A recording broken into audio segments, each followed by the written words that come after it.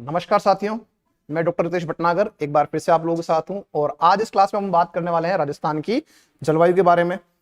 तो जब हम बात करते हैं राजस्थान की जलवायु के बारे में तो सबसे पहले हम ये देखें कि जो ये शब्द है जलवायु, ये बना कैसे।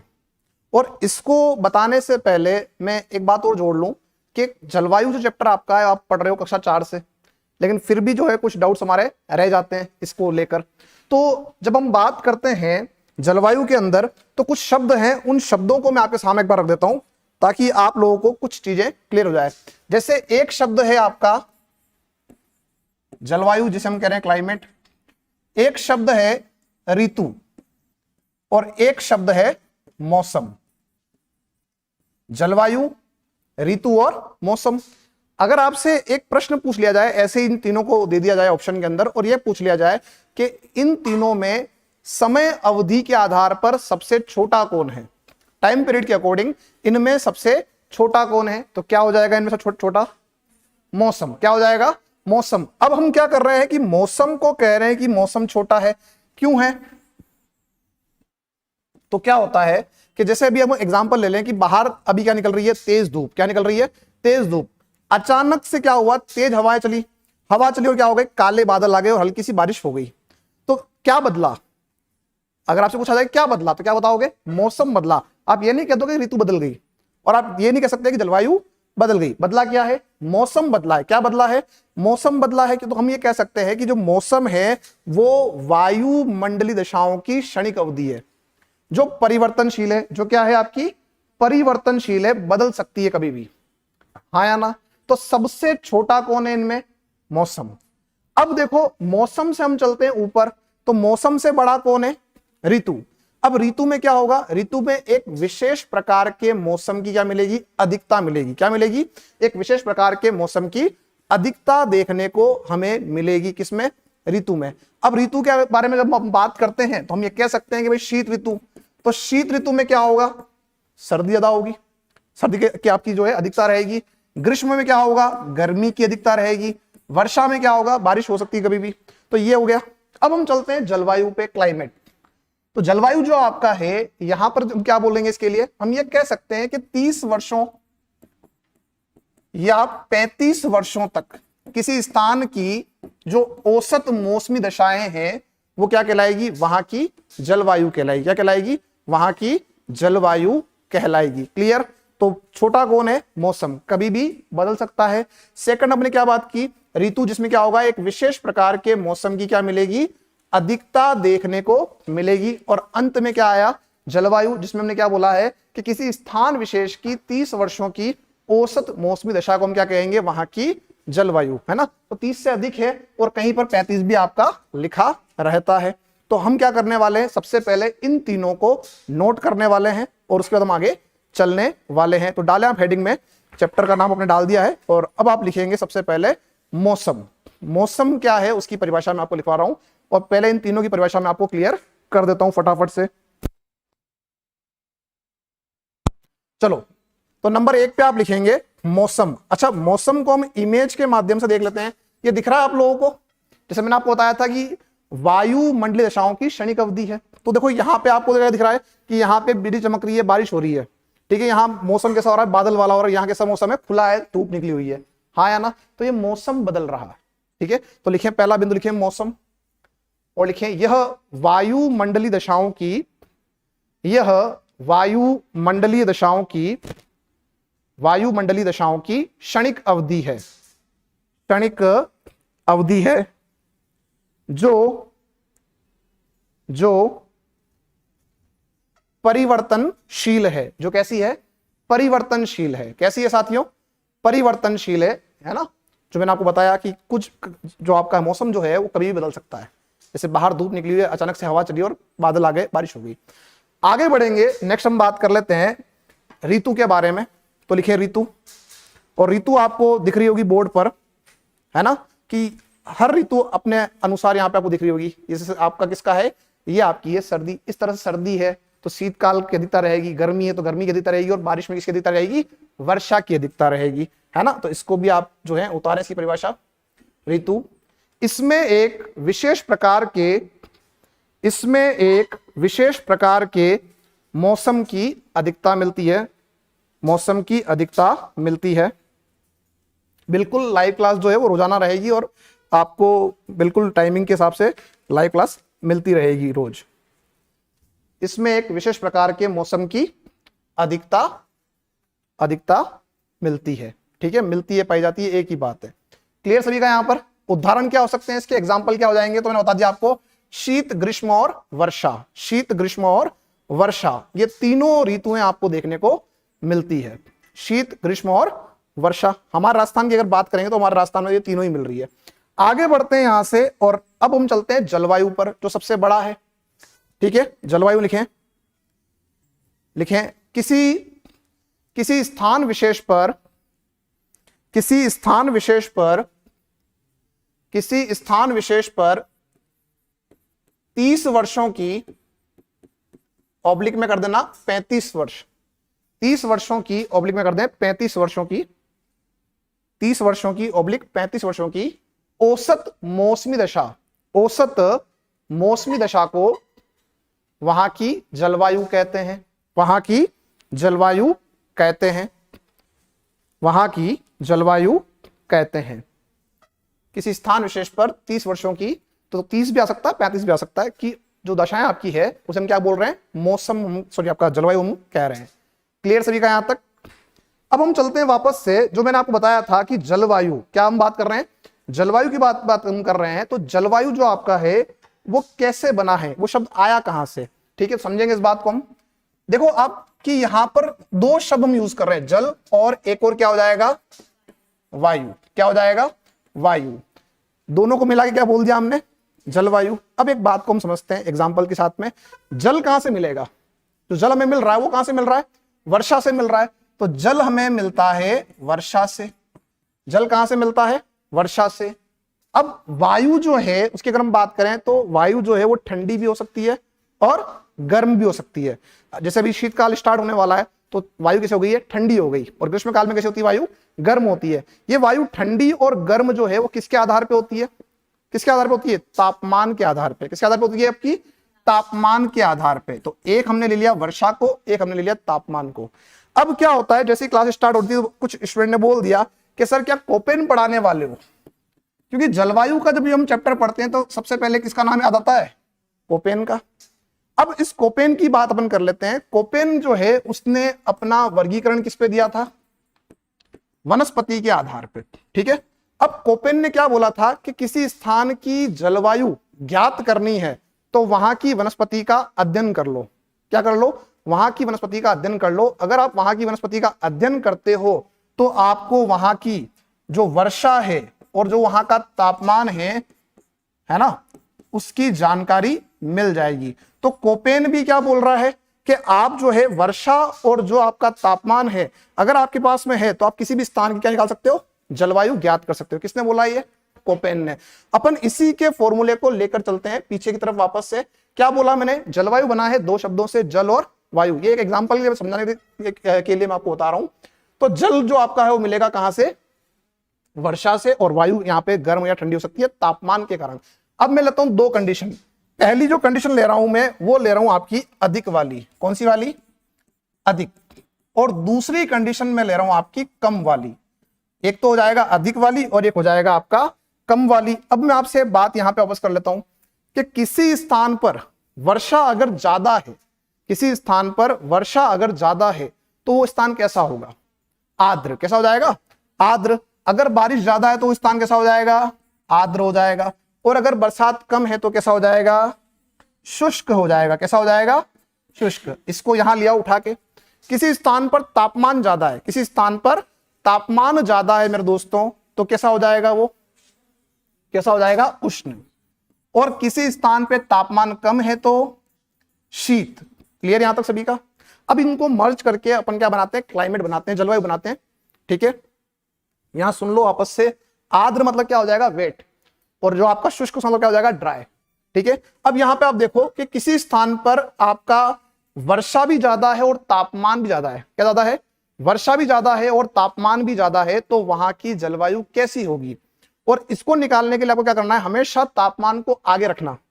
तो पढ़ो उष्ण आर्द्र, उष्ण आर्द्र। जब वर्षा और तापमान दोनों ज्यादा है तो क्या हो जाएगा, उष्ण आर्द्र जलवायु मिलेगी। कोई आपत्ति किसी की? यहां पे चलते अपन आगे, बात यहां पे कर लेते हैं। पहली जो जलवायु निकल के आई है वो कौन सी आई है, उष्ण आर्द्र, जहां पे वर्षा और तापमान दोनों ही ज्यादा रहेंगे। अब चलते हैं नेक्स्ट पे, नंबर 2 पे। ये देखो आपकी कोई ऐसा स्थान जहां पे वर्षा ज्यादा है लेकिन तापमान कम है, वर्षा क्या है, ज्यादा है लेकिन तापमान क्या है, कम है, तो क्या हो जाएगी जलवायु वहां की, शीत आर्द्र। क्या हो जाएगी, शीत आर्द्र हो जाएगी। तो हमने क्या लिख दिया यहां पे, शीत आर्द्र।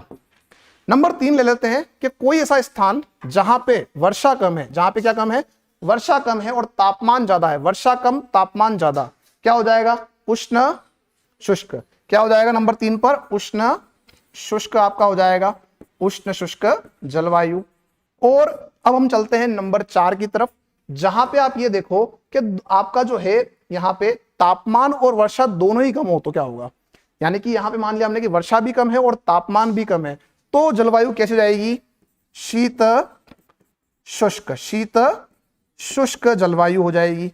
अब हमने ये निकाल तो दिया, लेकिन राजस्थान के अंदर कौन सी जलवायु कहां मिल रही है उसकी बात भी कर लेते हैं। क्योंकि देखो हमारे राजस्थान के अंदर क्या है, स्थान के आधार पे जलवायु में भिन्नता है। पूरे राजस्थान में एक समान जलवायु नहीं मिल रही है, पूरे राजस्थान में एक समान जलवायु नहीं मिल रही है। ठीक है, तो अगर आपसे पूछा जाए कि राजस्थान के किस क्षेत्र में जलवायु उष्ण आर्द्र है, किस क्षेत्र में जलवायु उष्ण आर्द्र है, तो एक तो अभी आप जो बैठे हो जहां पे है ना, यानी उदयपुर जिला कौन सा है, उदयपुर, और ये कहां आ रहा है, दक्षिण राजस्थान में। तो एक तो हमारा दक्षिण राजस्थान और एक आपका है दक्षिण पूर्वी राजस्थान। ये दो क्षेत्र जो हैं वो किस में आ रहे हैं, वो आ रहे हैं आपके उष्ण आर्द्र जलवायु के अंदर आ रहे हैं। तो दक्षिण एवं दक्षिण पूर्वी राजस्थान के बारे में आपसे अगर प्रश्न पूछा जाएगा कि जलवायु कैसी है, तो क्या बताएंगे कि यहाँ की जलवायु उष्ण आर्द्र प्रकार की है। कैसी है, उष्ण आर्द्र प्रकार की जलवायु है। नेक्स्ट अगर हम बात करें यहाँ पे कि शीत आर्द्र, यानी ऐसा कोई इलाका राजस्थान में आपको देखना है जहां पे पूरे साल तापमान कैसा है, पूरे साल तापमान कम है और वर्षा ज्यादा है।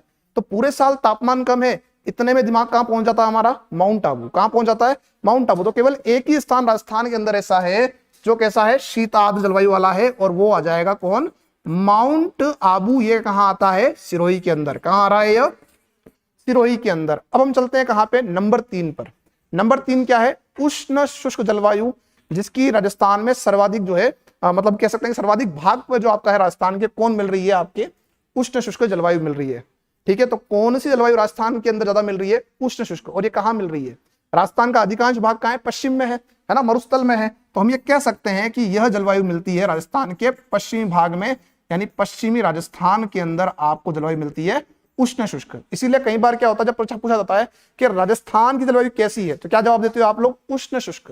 क्योंकि राजस्थान का अधिकांश भाग कहां आता है, मरुस्थल में आता है, और वहां पे जलवायु कैसी है, वहां पे जलवायु आपकी है कैसी, उष्ण शुष्क प्रकार की है। अंतिम हम बात कर लेते हैं शीत शुष्क, यानी राजस्थान में कोई क्या है, कोई ऐसा क्षेत्र है जब पूरे साल तापमान कम रहता है और वर्षा भी कम होती हो।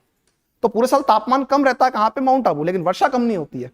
तो ऐसा कोई भी स्थान राजस्थान के अंदर नहीं है, ऐसा कोई भी स्थान राजस्थान के अंदर नहीं है, लेकिन भारत में है। लेकिन कहां है, भारत में है। और भारत में कहां है, लद्दाख। जब मैंने आपको थार मरुस्थल पढ़ाया था तो मैंने बताया था कि 2 प्रकार के मरुस्थल हैं, एक तो ठंडे मरुस्थल, एक गर्म मरुस्थल। भारत में ठंडे मरुस्थल का उदाहरण कौन है, आपका लद्दाख है, क्योंकि वहां पे वर्षा कम है और तापमान भी कम है। तो इस तरह से हम किसी भी स्थान की जलवायु निकाल सकते हैं, किसके आधार पे, वर्षा और तापमान के आधार पे। और यह बात किसने कही थी, कोपेन ने कही थी। इस बात को आपको ध्यान रखना है। तो मेरे हिसाब से क्लियर हो चुका होगा आपके कि किस तरह से आप जलवायु ज्ञात कर सकते हो किसी भी स्थान की। इसको नोट करेंगे और फटाफट फिर आगे चलते हैं अपन नेक्स्ट।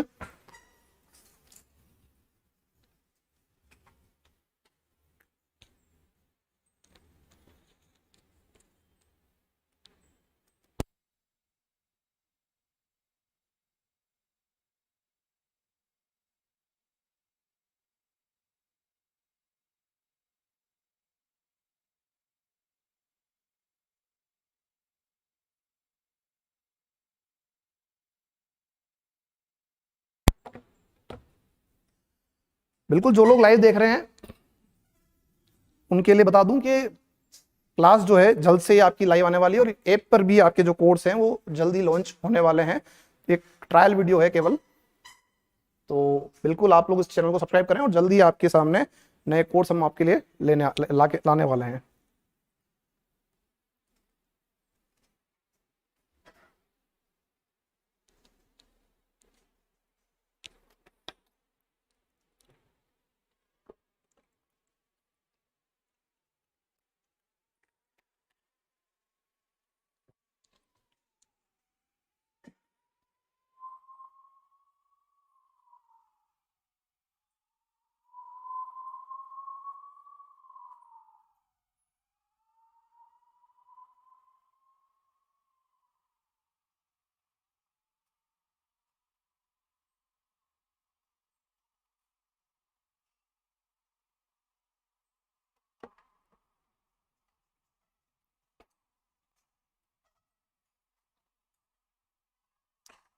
कंप्लीट यहां तक सभी का, बाकी है चले ऊपर है।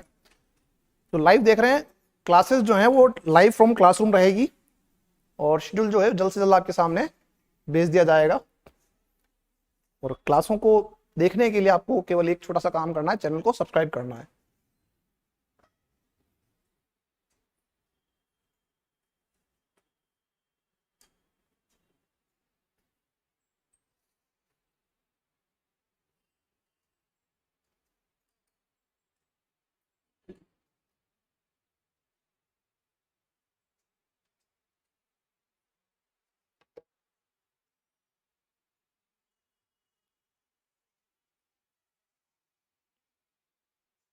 जल्दी कीजिएगा इसको, फिर चलते अपन आगे यहां से। कंप्लीट सभी का।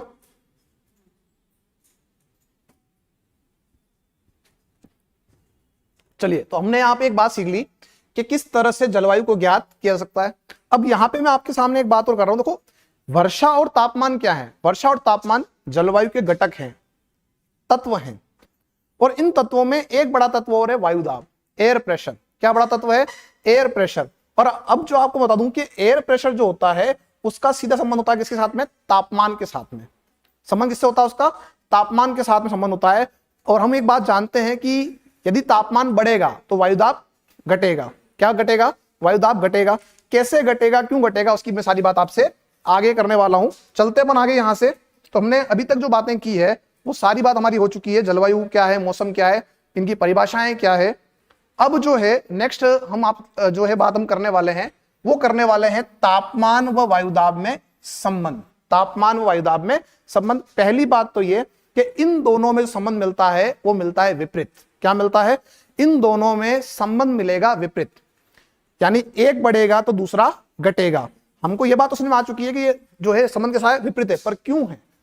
क्या ऐसा कारण है कि एक जब आपका बढ़ता है तो दूसरा घटता है? तो एक डायग्राम आप देख रहे हैं, पर इस डायग्राम को बताने से पहले मैं एक नया डायग्राम बनाना चाहता हूं आपके सामने, ताकि चीजें क्लियर हो जाए। देखो साथियों, राजस्थान के संदर्भ में जब बात करते हो तो दो ऋतुएं हैं। मूल ऋतुएं कितनी है? दो हैं। एक है सर्दी, एक है गर्मी। तो यहां पर हम लेते हैं कंडीशन नंबर 1 ग्रीष्म ऋतु। क्या लेते हैं? ग्रीष्म ऋतु। और जो सेकंड कंडीशन है वो क्या है? शीत ऋतु। तो एक तो है ग्रीष्म ऋतु और एक है आपकी शीत ऋतु। इन दोनों में जो आपकी स्थिति रहेगी वो क्या रहेगी, उसकी बात कर लेते हैं। देखो सूर्य, अब सूर्य तो समान है और सूर्य से तापमान भी आपको समान मिल रहा है, तो चाहे ऋतु कोई भी हो, लेकिन फिर भी ग्रीष्म ऋतु में गर्मी ज्यादा है और शीत ऋतु में गर्मी कम है। उसका कारण क्या है? उसका कारण है सूर्य की किरणें। सूर्य की किरणें हम छोटी कक्षाओं से पढ़ते हुए आए हैं कि सूर्य की किरणें दो प्रकार की, सीधी और तिरछी। सीधी और तिरछी। तो जब आप बात करते हो किसकी? जब आप बात करते हो ग्रीष्म ऋतु की, तो ग्रीष्म ऋतु में सूर्य की किरणें गिरती है सीधी। कैसे गिरती है? सीधी किरणें गिरती है। अब सीधी किरणों का क्या गुण है कि जहां पर ये गिरेगी, जिस भाग पर ये गिरेगी, इससे केवल उसी भाग को गर्म करना है। जैसे किसी बिंदु पे गिरी, उस बिंदु को गर्म करना है, तो क्या कर लेगी ये उस बिंदु को जल्दी से गर्म कर लेगी, है ना। और जैसे जल्दी से गर्म कर लेगी तो क्या हो जाएगा? यहां पर आपका जो है तापमान बढ़ेगा, तो क्या हो जाएगा? ताप अधिक हो जाएगा। तो हम ये कह सकते हैं कि जो सीधी किरणें होती है, ये सीधी किरणें ताप को बढ़ाती है। सीधी किरणें क्या करती है? सीधी किरणें ताप को बढ़ाती है। अब इसका प्रभाव क्या पड़ेगा? इसका प्रभाव यह पड़ेगा कि जब ताप अधिक हुआ, सतह गर्म हो गई, तो सतह के निकट की जो हवाएं हैं वो भी क्या हो जाएगी? गर्म हो जाएगी। क्या हो जाएगी? गर्म हो जाएगी। और हम ये पढ़ के आए हैं कि गर्म होने के बाद क्या हो जाती है? हवा हल्की हो जाती है, और हल्की हवा कहां जाएगी? ऊपर जाएगी। कहां जाएगी? वायुमंडल में जाएगी। तो जब ये आपकी हवाएं गर्म हो जाएगी और गर्म हवाएं अपना स्थान छोड़ेगी, तो कहां जाएगी? वायुमंडल में जाएगी, ऊपर की तरफ ये जाएगी। ठीक है, जब ये ऊपर जाएगी तो क्या इनका जो है दबाव वो सतह पे पड़ेगा?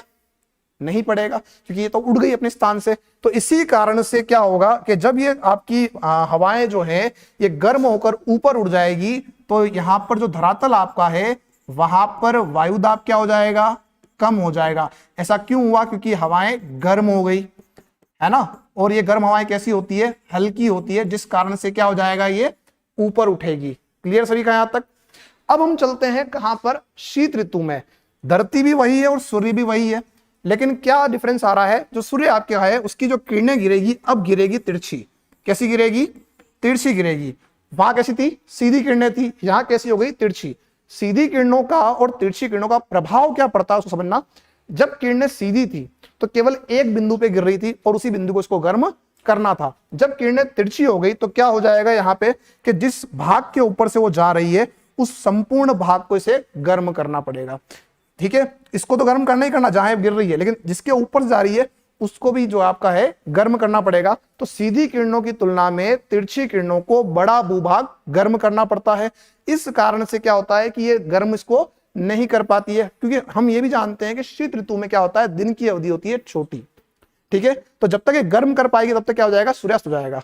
ठीक है, तो हम ये कह सकते हैं कि जब तिरछी किरणें गिरेगी तो तिरछी किरणों से क्या होगा? तापमान कम मिलेगा। तिरछी किरणें क्या करती है? तापमान कम कर देती है। ठीक है, और जब तापमान कम हो जाएगा, सतह ठंडी हो जाएगी, तो सतह के निकट की जो हवाएं हैं वो भी कैसे हो जाएगी? ठंडी। और ठंडी हवाएं कैसी होती है? भारी होती है। और भारी हवाएं कहां बैठेगी साथियों? तो भारी हवाएं जो आपकी है वो बैठेगी कहां पे? सतह पर बैठेगी। कहां बैठेगी? सतह पर बैठेगी। तो इनका जो दबाव है वो कहां गिरेगा? आप सतह पर गिरेगा। कहां गिरेगा दबाव? सतह पर गिरेगा। तो यहां पर क्या हो जाएगा? वायु दाब जो आपका है वह वायु दाब अधिक हो जाएगा। क्या आ जाएगा? वायु दाब आपका बढ़ जाएगा, है ना।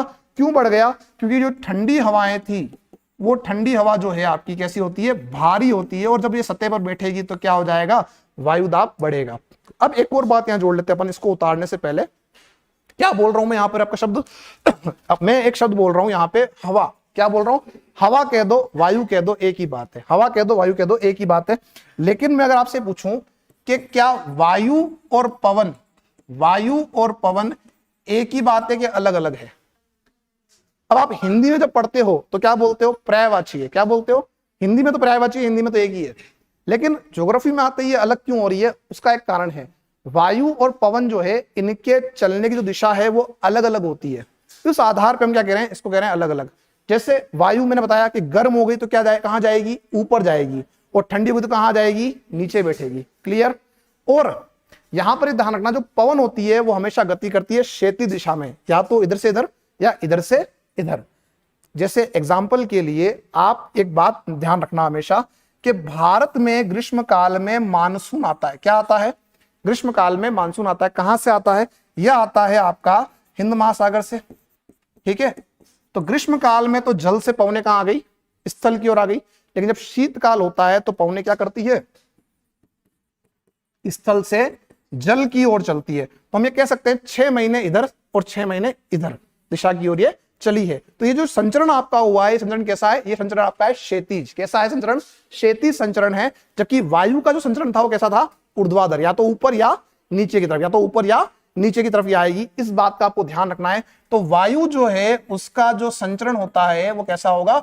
ऊर्ध्वाधर प्रकार का। कैसा हो जाएगा? ऊर्ध्वाधर गति करेगी, है ना। मैं लिख देता हूं, गति के आधार पर ये अंतर आपका आ रहा है।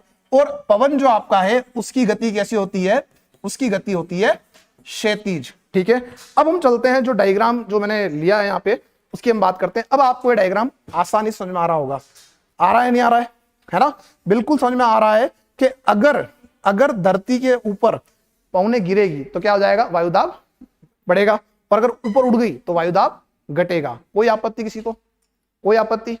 आगे यहां से बढ़ते हैं और लिखना स्टार्ट करते हैं। लिखिए आप इसमें तापमान व वायुदाब में संबंध, तापमान व वायुदाब में संबंध, तापमान व वायुदाब में संबंध। लिखें इन दोनों में विपरीत संबंध मिलता है, इन दोनों में विपरीत संबंध मिलता है, विपरीत संबंध मिलता है, इन दोनों में विपरीत संबंध मिलता है। जब तापमान अधिक होता है, जब तापमान अधिक होता है तो वायुदाब कम हो जाता है।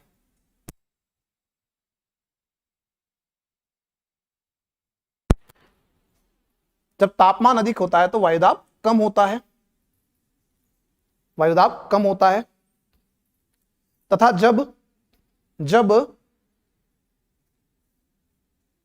जब तापमान कम होता है, जब तापमान कम होता है तो वायुदाब अधिक होता है, जब तापमान कम होता है तो वायुदाब अधिक होता है। और ऐसा क्यों होता है? तो ऐसा क्यों होता है इसकी जानकारी हमको मिल चुकी है इस डायग्राम के माध्यम से, जो डायग्राम अपन ने बनाया है। ठीक है, इसको आपको बनाना है, फटाफट इसको बनाएं।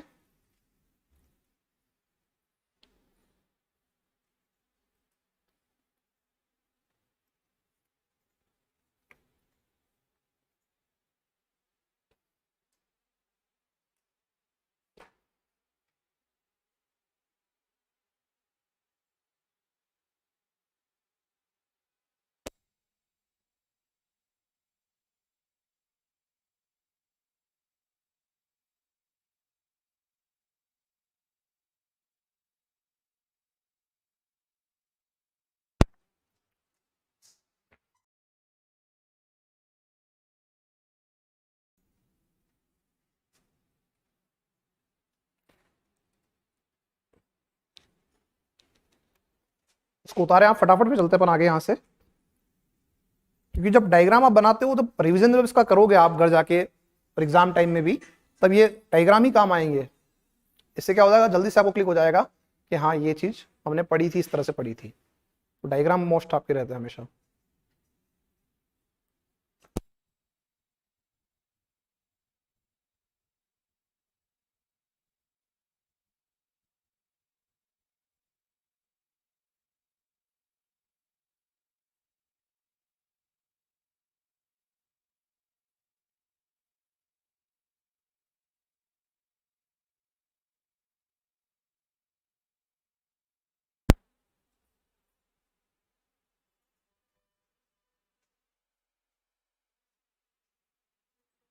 चलिए यहां तक कंप्लीट हो चुका है आप लोगों का, सभी का। अब इसके बाद जो एक और बात आती है उसको भी हम जोड़ लेंगे यहाँ पे। तो ये तो हमने पढ़ लिया कि वायुदाब किस तरह से घटता है, किस तरह से बढ़ता है, उसका संबंध किससे है, आपका तापमान से। अब इसमें हम एक और घटक ले लेते हैं, पवन। क्या ले लेते हैं? पवन। ये तो बात होगी वायु की। अब हम किसकी बात कर रहे हैं? पवन की बात कर रहे हैं। और जो पवन आपका है उसका संचरण कैसे होता है, तो इसी डायग्राम के माध्यम से अपन एक बात और जोड़ लेते हैं। देखो पवने जो आपकी है वो हमेशा उच्च दाब से निम्न दाब की ओर चलती है। कहां चलती है? हमेशा पवने जो है वो हाई प्रेशर से लो प्रेशर की ओर जाएगी, उच्च दाब से निम्न दाब की ओर चलती है। ठीक है, अब उच्च दाब कहां होता है? तो हम यहां देख पा रहे हैं कि उच्च दाब कहां होगा? जहां तापमान कम होगा, यानी ठंडा क्षेत्र होगा।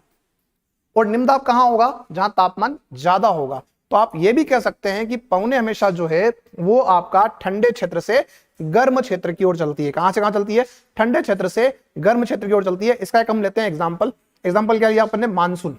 मानसून कहां से आ रहा है? हिंद महासागर से। कहां से आ रहा है? हिंद महासागर से आ रहा है। और हिंद महासागर जो है वो ग्रीष्म काल में कैसा रहता है? भारत की तुलना में ठंडा रहता है। ठीक है, इसीलिए पवने जो है हिंद महासागर से भारत की ओर आती है। तो क्लियर यहां तक सभी का? तो एक बात इसमें हम जोड़ लेते हैं, यह शायद आपका हो चुका होगा, है ना। अब हम चलते हैं नेक्स्ट, हम बात कर लेते हैं यहाँ पे किसके बारे में बात कर रहे हैं? पवन संचरण। किसके बारे में बात करने वाले हैं? पवन संचरण के बारे में बात कर रहे हैं कि पवन किस तरह से चलती है। तो इसको सीधा ही लिख देंगे अपन कि पवने उच्च दाब से, हाई प्रेशर मतलब क्या हो जाएगा यहाँ पे? उच्च दाब से निम्न दाब की ओर चलती है। उच्च दाब से निम्न दाब की ओर चलती है। तो लिख दें इस बात को आप यहाँ पे साथ साथ में, पवन संचरण, और लिखें पवने उच्च दाब से निम्न दाब की ओर चलती है। उच्च दाब से निम्न दाब की ओर चलती है। पवने कहां से कहां चलती है? उच्च दाब से निम्न दाब। और इस बात को हम एक और जोड़ सकते हैं यहां पे कि पवने जो है वो कहां से कहां चलेगी? ठंडे क्षेत्र से गर्म क्षेत्र की ओर, ठंडे क्षेत्र से गर्म क्षेत्र की ओर चलती है। इसको भी आप नोट करेंगे ऐसा सही,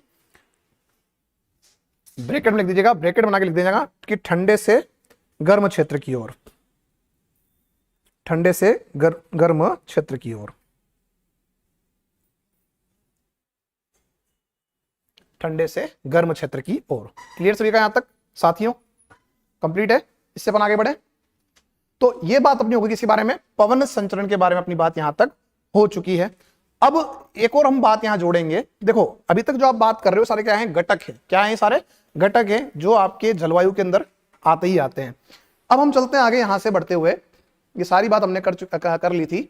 पवन संचरण में हम देख चुके हैं कि पवनें हमेशा कहां से कहां जाएगी? हाई प्रेशर से लो प्रेशर की ओर चलती है। हाई प्रेशर कहां होगा? जहां तापमान कम होगा।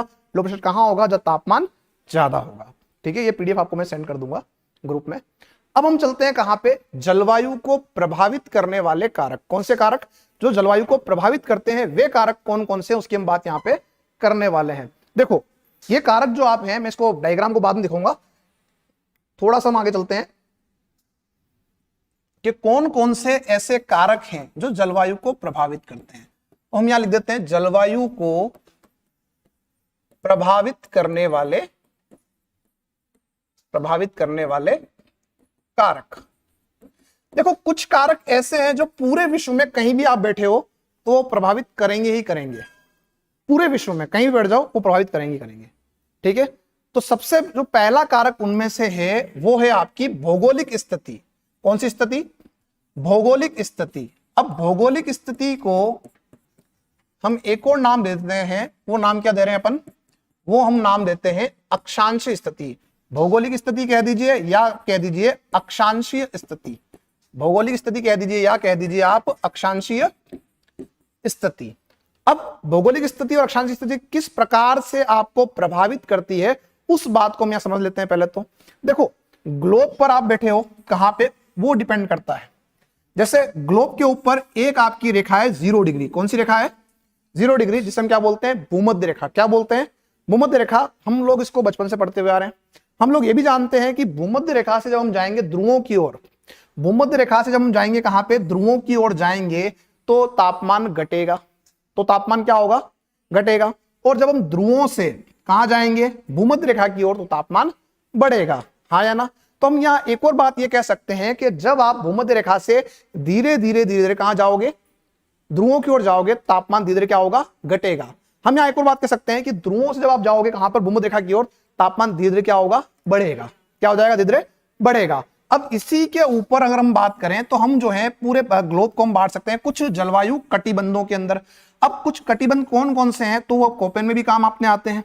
तो ये हो गया 0 डिग्री। अब कोपेन ने क्या किया? यहाँ पे 5 कटिबंध आपके दे दिए। आपको कितने दे दिए? 5 कटिबंध, और उनके नाम दे दिए A, B, C, D और E। हालांकि इसको मैं डिटेल में आपको पढ़ाऊंगा जब अपन पढ़ेंगे कोपेन वाला चैप्टर तब, पर अभी इसको समझ लो आप कि कोपेन ने क्या किया? 0 से लेकर कर्क रेखा जो आपकी है वहां तक का भाग इसमें डाल दिया A में। अब यहाँ A का मतलब क्या हो रहा है? यहाँ A का मतलब हो रहा है उष्ण कटिबंध। कैसा हो रहा है? उष्ण कटिबंध, ट्रॉपिकल क्लाइमेट हम इसे कह सकते हैं। ठीक है, उष्ण कटिबंध। और उष्ण कटिबंध में क्या होगा कि पूरे साल जो आपका है तापमान क्या रहेगा? ज्यादा रहेगा। तापमान क्या रहेगा? ज्यादा रहेगा। तो ये जो पोर्शन आपका है ये ए वाला, इसे हम क्या कह रहे हैं? इसे हम कह रहे हैं उपोष्ण, सॉरी आपका उष्ण कटिबंध यानी ट्रॉपिकल। फिर आ जाएगा उपोष्ण। इसके ऊपर जाने पर क्या आ गया है आपका शब्द? उपोष्ण। अब यहां जो शब्द आपका आ रहा है उसको समझो कि यहां पे एक तो आपने लिखा उष्ण, क्या लिखा है आपने? उष्ण, और एक और क्या लिखा है? उपोष्ण। इन दोनों में क्या संबंध है? तो इन दोनों में वही संबंध है जो गांव के अंदर एक सरपंच और एक उप सरपंच में है। यहां पे अगर मैं लिख दूं कि मान लो ये सरपंच है और यहां पे एक क्या है? उप सरपंच है, तो आपसे अगर मैं ये पूछूं, इसको छोड़ के एक बार ये पूछ लूं कि सरपंच और उप सरपंच में से ज्यादा पावरफुल कौन है? सरपंच है। लेकिन जैसे ही उप लगा उसका पावर क्या हो गया? कम हो गया। तो आप ये चीज को समझो कि यहाँ पे उष्ण है और यहाँ पे क्या है, उपोष्ण है। ठीक है, तो उष्ण मतलब क्या हो जाएगा, ज्यादा गर्म, और उपोष्ण मतलब क्या हो जाएगा, इसकी तुलना में कम गर्म। तो मैंने क्या कहा था कि जब आप भूमध्य रेखा से जाओगे ध्रुवों की ओर तो तापमान क्या होगा, घटेगा, है ना, लेकिन धीरे धीरे, ऐसा नहीं एक साथ घट जाएगा, है ना। यहाँ भी वही हो रहा है, ये तेज गर्म है, इसकी तुलना में कम गर्म है। अब एक और बात यहां और सुन लो कि राजस्थान कहाँ आया, तो राजस्थान वाले जो अभी आप बैठे हो वो कहां बैठे हो, वो बैठे हो उपोष्ण में। कहां बैठे हो, क्योंकि राजस्थान का अधिकांश जो भाग है वो कहां आता है, कर्क से ऊपर आता है। कहां आता है, कर्क से ऊपर आता है। तो हम ये कह सकते हैं कि राजस्थान की जो स्थिति है वो उपोष्ण कटिबंधीय जलवायु की है। क्लियर सभी का, यहां तक। आगे यहां से बढ़ेंगे तो मैंने आपको बता दिया कि उपोष्ण के बाद यहां जाओगे तो क्या आ जाएगा, शीतोष्ण। ठीक है, इससे ऊपर जाने पे क्या आ जाएगा आपका, शीत, और यहां क्या आ जाएगा, ध्रुवीय। अब पूरे विश्व में आप कहां बैठे हो उसका आप अनुमान लगा सकते हो कि जलवायु कैसी होगी। अभी मैंने कहा कि अभी आप कहां बैठे हो, अभी आप बैठे हो बी पर, तो यानी कि हमारी जलवायु कैसी है, कैसी है, उपोष्ण है। अब आप सोचो ये कि अगर हम यहां बैठे होते तो, यहां होते तो क्या होता, उष्ण जलवायु होती, और अगर हम यहां होते तो ऊपर ध्रुवीय होती। कैसी होती, ध्रुवीय। ठीक है, तो यहां नहीं कि हम ये कह सकते हैं कि भौगोलिक स्थिति या अक्षांश स्थिति जो है वो आपके जलवायु को प्रभावित करती है। क्लियर सभी का, यहां तक। आगे बढ़ते हैं नेक्स्ट नंबर 2 पे, और जो नंबर 2 आपका कारक है वह है क्या, वह है समुद्र तल से दूरी। समुद्र तल से दूरी। अब इसका क्या प्रभाव पड़ता है उसको समझने के लिए हम क्या करते हैं, 2 एग्जांपल लेते हैं। ठीक है, पहला एग्जांपल तो ये कि कोई ऐसा स्थान ले लेते हैं जो समुद्र तल के पास हो। कहां हो, पास में। और ऐसा स्थान जो है हमारे दिमाग में क्या आता है, मुंबई, बड़ा शहर वही है। तो मुंबई को हमने लिया कि साहब मुंबई जो आपका है, यह मुंबई कहां आ गया, समुद्र तट पर आ गया, समुद्र तट पर आ गया। ठीक है, अब हम क्या कर रहे हैं, एक स्थान ऐसा ले रहे हैं जो समुद्र तल से दूर है। कहां है, समुद्र तल से दूर है, वो हमारा राजस्थान। कौन है, हमारा राजस्थान। अब इसका क्या प्रभाव पड़ता है तल से दूरी का, उसकी हम बात कर लेते हैं। कोई स्थान जो समुद्र तल के निकट है और कोई स्थान जो समुद्र तल से दूर है, पवने कैसे चलेगी उसकी हम बात कर लेते हैं। देखो यहां पर एक बात ध्यान रखना कि जो क्षेत्र समुद्र तल से निकट होता है वहां पर पवने चलती है दैनिक पैटर्न में। मतलब दैनिक पैटर्न का मतलब ये हुआ कि दिन के समय में जो है दिशाएं अलग रहती है और रात्रि के समय में दिशाएं अलग रहती है। जैसे मुंबई की आप बात करते हो तो मुंबई में क्या होता है कि जब दिन का समय होता है तो स्थल भाग क्या होता है, गर्म हो जाता है। क्या हो जाता है, गर्म हो जाता है। तो पवने कहां से कहां चलती है, पवने चलती है जल से स्थल की ओर, जल से स्थल की ओर। भाई यहां पे क्या है, यहां अरब सागर है। ठीक है, तो जल से स्थल की ओर चली पवने, तो इसे हम क्या बोल सकते हैं, जली समीर। ठीक है, या दैनिक समीर से हम कह सकते हैं। अब क्या होता है, जब रात्रि का समय होता है तो रात्रि में यही जो आपका स्थल है वो क्या हो जाएगा, ठंडा हो जाएगा, और ये जली भाग क्या हो जाएगा, गर्म हो जाएगा। तो पवनों की दिशा बदल जाएगी, और अब पवने जो है वो कहां से कहां जाएगी, स्थल से जल की ओर जाएगी। ठीक है, तो ये क्या हो जाएगा आपका स्थली समीर या रात्रि समीर जैसे हम कह सकते हैं। तो हमको ये बात समझ में आ चुकी है कि जो भी क्षेत्र तल के निकट है तो क्या हो जाएगा, वहां पे पवने चलेगी दैनिक पैटर्न में। अब हम चलते हैं राजस्थान पे। तो राजस्थान में क्या होता है उसकी हम बात कर लेते हैं कि जो क्षेत्र समुद्र तल से दूर है वहां पर पवने चलती है वार्षिक पैटर्न में। किस चलती है, वार्षिक पैटर्न में चलती है। 6 महीने पवने चलेगी जल से स्थल की ओर, जल से स्थल की ओर। और आप इसे क्या कहते हो, आप इसे कहते हो मानसून का आना, मानसून का आना या मानसून आगमन। अब क्या होता है, यही पवने आपकी जो है क्या हो जाएगा, 6 महीने बाद वापस लौटेगी। अब 6 महीने बाद क्या होगा, जो पवने स्थल पर आई थी वही पवने क्या हो जाएगी, वापस लौट रही है। इसे हम कह रहे हैं मानसून का लौटना, निवर्तन काल। तो आप ये बात को समझो कि 6 महीने पवने चल रही है कहां से कहां, जल से स्थल की ओर, और 6 महीने पवने चल रही है स्थल से जल की ओर। ये कैसा पैटर्न है, ये दैनिक पैटर्न, सॉरी आपका ये वार्षिक पैटर्न है। कैसा पैटर्न है, ये वार्षिक पैटर्न है। तो हमको एक बात समझ में आ चुकी है, क्या समझ में आ चुकी है कि जो क्षेत्र समुद्र तल से निकट में है वहां चलती है पवने दैनिक पैटर्न में, और जो क्षेत्र समुद्र तल से दूर है वहां चलती है पवने वार्षिक पैटर्न में, वार्षिक प्रारूप में चलती है। जैसे हमारे भारत में मानसून का आना और मानसून का लौटना। क्लियर सभी का यहां तक। अब हम चलते हैं नंबर 3 की तरफ, और नंबर 3 जो हमारा बिंदु है वह है समुद्र तल से ऊंचाई, समुद्र तल से ऊंचाई। अब हाइट का क्या प्रभाव पड़ता है उसकी भी हम बात कर लेते हैं। तो उससे पहले हमको एक चीज पता होनी चाहिए, एक बात पता होनी चाहिए कि जब आप धरातल से कहां जाओगे, वायुमंडल में जाओगे। तो आपने पढ़ा होगा छोटी कक्षाओं के अंदर कि वायुमंडल के अंदर परतें हैं, लेयर्स हैं, हाँ या ना। और उनमें जो सबसे पहली जो परत आपकी, जो पहली लेयर आपकी है वो कौन सी है, क्षोभ मंडल। कौन सी है, क्षोभ मंडल आपकी है। और उस क्षोभ मंडल में क्या होता है, जब आप जाते हो ऊंचाई पर तो तापमान घटता है। क्या होता है, तापमान घटता है। ऊंचाई पर जाने पर तापमान घटता है, कहां पे, क्षोभ मंडल में। और उसके घटने की दर भी है जिसे हम कहते हैं लेप्स रेट। और वो क्या है दर, तो वो दर आपकी है कि प्रति 165 मीटर की ऊंचाई पर 1 डिग्री सेंटीग्रेड ताप घटता है या ताप कम हो जाता है। क्लियर सभी का। और इसी बात को हम क्या कहते हैं, इसे हम हिंदी में कह देते हैं सामान्य ताप ह्रास दर। सामान्य ताप ह्रास दर या लेप्स रेट भी सब कह सकते हो। तो आपसे प्रश्न सीधा पूछ सकता है कि सामान्य ताप ह्रास दर क्या है या कितनी है, तो ये आ जाएगा। अब इसी बात को एक और समझ लो कि ये तो हो गई बात 165 मीटर पे कितनी हो रही है, 1 डिग्री सेंटीग्रेड तापमान कम हो रहा है। यही ऊंचाई अगर 1 किलोमीटर हो जाए तो यहां ध्यान रखना कि 1 किलोमीटर की हाइट पे जाने पर तापमान घटता है 6.5 डिग्री सेंटीग्रेड। कितना घटता है, 6.5 डिग्री सेंटीग्रेड तापमान घटता है। अब सर इसका प्रभाव क्या पड़ रहा है, तो इसको ऐसे समझो कि जो भी हमारे यहाँ पहाड़ी इलाके हैं, पर्वतीय इलाके हैं, वहां पे तापमान कम क्यों है। एग्जाम्पल के लिए माउंट आबू, तापमान कम क्यों है, क्या रीजन है। तो माउंट आबू में तापमान कम होने का कारण यह है उसकी ऊंचाई। उसकी क्या है, ऊंचाई। हिमालय के ऊपर बर्फ होने का कारण क्या है, हिम जमने का कारण क्या है, उसकी ऊंचाई। आपको ये पता होना चाहिए, जैसे एग्जांपल हम ले लेते हैं कि जो हिमालय है उसकी एवरेज जो हाइट है वो कितनी है, 6000 मीटर। कितनी है एवरेज हाइट है, 6000 मीटर हिमालय की जो आपकी है औसत ऊंचाई मानते हैं। ये किसकी है, ये है हिमाद्री हिमालय की। किसकी है, हिमाद्री हिमालय वह हिमालय जहां 12 महीने बर्फ रहती है। तो हिमाद्री हिमालय की कितनी ऊंचाई है, 6000 मीटर है। अब आप सोचो 6000 मीटर का मतलब कितना हो गया, 6000 मीटर का मतलब हो गया 6 किलोमीटर। अभी क्या पढ़ के आए अपन, 1 किलोमीटर पे 6.5 डिग्री सेंटीग्रेड। तो सोचो 6 पे कितना हो जाएगा, लगभग -40, मतलब 40 माइनस कर लो, ठीक है। अब अगर जब टेम्परेचर माइनस में हो गया तो क्या जमेगी, बर्फ जमेगी। तो यही प्रभाव पड़ता है ऊंचाई का। तो हम ये कह सकते हैं कि ऊंचाई पर जाने पर तापमान कम होता है, इसीलिए जो क्षेत्र ऊंचे हैं वहां पे हमेशा तापमान कम मिलेगा। राजस्थान में इसका एग्जांपल क्या हो सकता है, राजस्थान में इसका हो सकता है एग्जांपल माउंट आबू। कोई आपत्ति किसी की। और जो दर है आपको उस दर के बारे में ध्यान रखना है, जो रेट आपकी है उसको ध्यान रखना है। कभी भी एग्जाम में अगर यह आ जाता है कि सामान्य ताप ह्रास दर क्या है, तो अगर आपको जो है कंफ्यूज करने के लिए क्या करेगा, ये भी दे देगा और ये भी दे देगा। आपको कहां जाना है, यहां पे जाना। दर जो है उसकी बात कर रहा है वो यही है। आपसे ये पूछता है कि 1 किलोमीटर ऊंचे भी जाने में कितना तापमान घटेगा, तो आपको यहां जाना है। क्लियर सभी का। अब हम चलते हैं, पहली हमने बात कर ली कौन सी, कि स्थिति कैसी है आपकी। दूसरी हमने बात की तल से दूरी की, और तीसरी हमने बात की समतल से ऊंचाई की। अब हम बात करते हैं नंबर 4 पे। और जो नंबर 4 आपका आ रहा है उसको समझे वनावरण। ग्रीन कलर ले रखा तो वनावरण देख लेते हैं।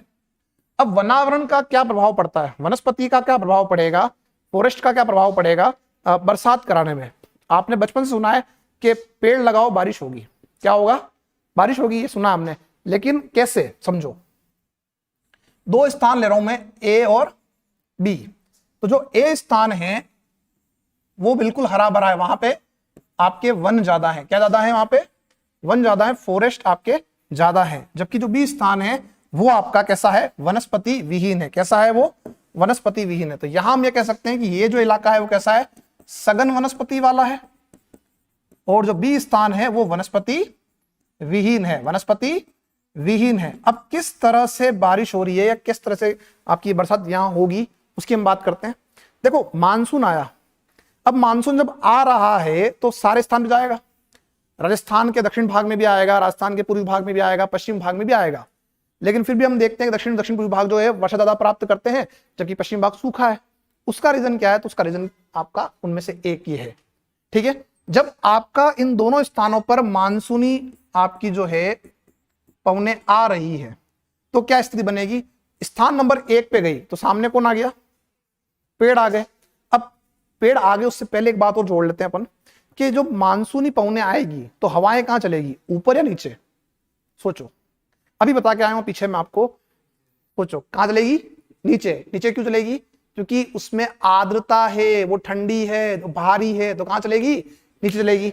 और जब नीचे चलेगी तो क्या होगा, यहाँ पे जैसे रुकावट आई तो भारी है तो क्या हो जाएगा, वो बैठ जाएगी। और जब वो बैठेगी तो क्या हो जाएगा, यहाँ पे बादलों से वर्षा हो जाएगी। तो हम ये कह सकते हैं कि जैसे ही यहां पर आपका पेड़ों ने इस मानसूनी हवाओं को रोका तो क्या कर दिया, यहां पे इसने वर्षा कर दी, और इसीलिए यहां पे क्या होगा, अधिक वर्षा होगी। क्या हो जाएगी, यहां पे अधिक वर्षा हो जाएगी। लेकिन जब आप बात करते हो बी स्थान पर, पवने वही है, पवने तो होगी वही है, कोई चेंज हमने किया नहीं है, लेकिन यहां पे कोई रोकने वाला है क्या, नहीं है साहब। तो ये निर्बाध गति से आगे बढ़ जाएगी और यहां पे क्या हो जाएगा, वर्षा कम होगी। वर्षा क्या होगी, यहां पे वर्षा कम होगी। कम हम क्या कह सकते हैं, अल्प मात्रा में होगी, ना के बराबर होगी, क्योंकि यहां पे कोई रोकने वाला उनको नहीं था। क्लियर सभी का यहां तक। तो वनावरण इस तरह से काम करता है वर्षा को करवाने में। हम बचपन से सुनते तो आ रहे हैं, लेकिन आज समझ में आ चुका है कि किस तरह से यह प्रोसेस आपका चलता है। अब हम चलते हैं नंबर 5 पे, और नंबर 5 पे हम बात जो करेंगे वो हम करेंगे धरातलीय स्वरूप। धरातलीय स्वरूप जो आपका है यह भी बड़ा ही महत्वपूर्ण है।